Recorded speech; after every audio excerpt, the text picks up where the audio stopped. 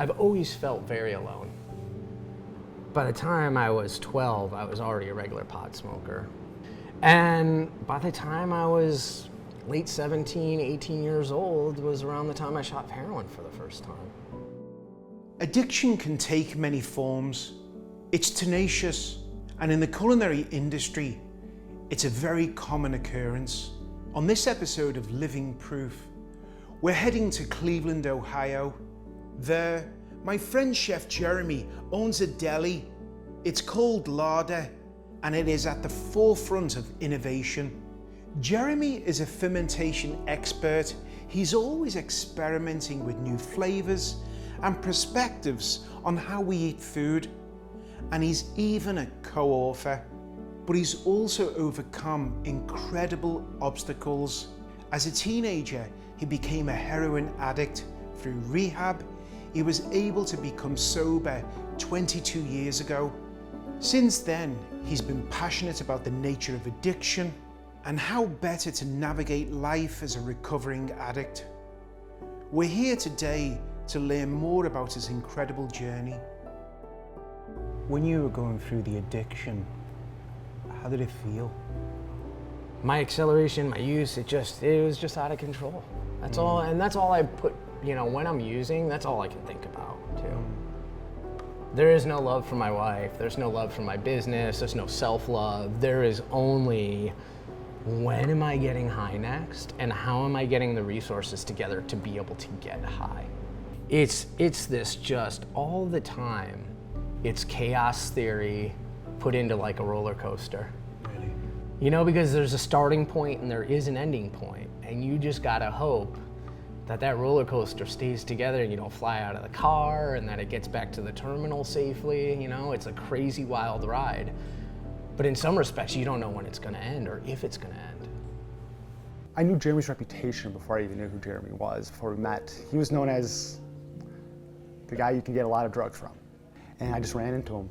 I was like, hey, you get high, I get high. And so we started getting high together. And then when I got out of rehab, I went to 12-step community. Jeremy was there, another mutual friend, Dave, and that kind of just helped me feel more at home. You feel as a parent that you've failed. Where were we? Why didn't we catch this? Then again, he was very fortunate. He was in rehab for 30 days, court ordered, and it did the trick. It's kind of like a cancer. I've been through my 5 years, I'm good. It can always come back. There's no guarantee. So that's why they always say they're in recovery. They're always in recovery. I think I went to culinary school. I was 5-ish years sober at that point. I knew I was going to pursue this. I knew I would have to work with things that would make me uncomfortable. I knew I would be in situations with other coworkers that would make me uncomfortable. So I tried to figure out as much too of how I could fit in to a system where drugs and alcohol are present, yet not do them, and still be able to sell them to people and step out in the dining room and recommend a pairing for something, even though I don't drink the alcohol. In early sobriety, I became someone who made fermented foods because I knew alcohol, when you ferment alcohol is a fermented food. When you then ferment alcohol, we have vinegar. So I realized that I could actually ferment the alcohol out of my alcohol so I could enjoy it in a format that was safe for me. What is a Jewish deli? We wanted to harken back to when everything was the Delicatessen and everything was made on premise. And if the Delicatessen couldn't produce it, they didn't make it. We're to the point now where we've lived through scientific industrial food. We have a reawakening to agrarian sensibilities in our food and being more connected to it and the land than connected to the factory and the company providing the food. And because we're in this time and place, we thought, why not the Delicatessen? Why not a small craft eatery where we make things based mainly on the ingredients that are available to us in our region, follow seasonal food trends, and make things with ingredients that were as fresh as possible. it became a Jewish delicatessen because there was a lot of Jewish immigrants coming over with those food traditions. So I wanted to see what I could do to be a steward of some of this for the next generation. You change your menu every day. We have a highly seasonal environment here. We have 4 distinct seasons. Me and how I view it is, I am just in sync with that compared to how the industry is, and we've been told to frame it up, how to serve people, when to serve them, and to make sure your food is always consistent, which is the number one thing, that you always serve the same thing the right way every time, and you serve it for long enough to get consistent. Yeah. That's BS. Cooking is about the change of ingredients, where they come from, the story of who raised those ingredients, right? The hedonistic enjoyment of food. We don't need rigidity. Things naturally change all the time. And from a dollars and cents standpoint, I can play the market with my ingredient costs and buy to the market all the time without having to worry about a menu commitment that I said I was going to run for 3 months. Have a few things that you know you can do year round all the time to amazing consistency, mind-blowing consistency. And then you make sure that you and the cooks you work with understand method and technique, not recipes, and use of equipment that allows you to create anything at any time with any ingredient, because you understand the fundamentals. When you go out foraging Yeah, in the forest, how do you feel? amazing. It's like my favorite thing to do. The more we can be engaged in natural settings and understand, like, we can't have any of this infrastructure without those wild natural settings and managing them in sustainable ways, right? You can experience all that just from a little walk on a trail. And that's what I love about going out and foraging. What do you say to someone who, watching this today, Yeah.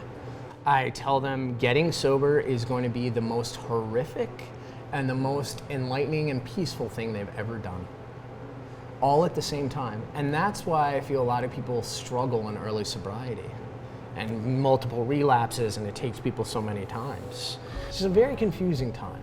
Wow. There's a lot, you don't know right from wrong when you're an active user.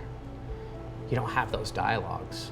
Those don't start to come till the drugs are out and you have come to a decision that you want to change from how you're operating. for those who are coming in the industry, what would you advise them? Because this industry is renowned Yeah. for drugs and alcohol. When all the other cooks have sizzle platters of blow and these things, and people are taking smoke breaks to smoke pot and shift drinks, it's okay for you to put the reverse pressure on them and be like, what, now you're all drunk, you're gonna cook shitty food? And they can't do their best, no matter what they say, if they're getting high and getting drunk. So saying to someone, well, no, like hone in on your craft, be alert, be attentive, don't burn yourself, don't get the workers' comp claim, like all these things in the right way, I think is important. I think, honest, all of us, we're ambassadors of a better future. Yeah. We have to stop putting each other down. We have to pick each other up. I'm in complete awe. Like, he is a testament to what the potential of somebody with addiction can do when you take away the addiction. It's special to see. When I look at Jeremy's life, I see recovery. And what would it look like if they overcame that piece of that part of their life, right? And Jeremy is living proof of what that looks like. He's special. He's a different guy. I'm really grateful to have him in my life. Jeremy has taught me that it's okay. It'll be okay. He wants to affect change. He is a very warm, welcoming person. Do you like who you've become? I love who I am.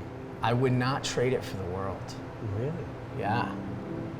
Which I think is healthy, because you have become this man and life has molded you to become who you are today. I see a lot of love in your life from your friends Yeah. and speaking to your mum.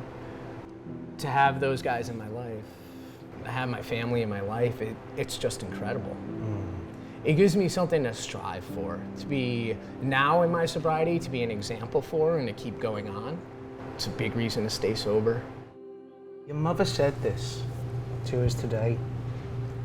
She said you were always special. And I will say that too, looking at you. Your resilience, your tenacity, and who you've become. To go through all of those obstacles, I agree with you, Mum. You are a very, very special human being, and you've got so much to offer this life.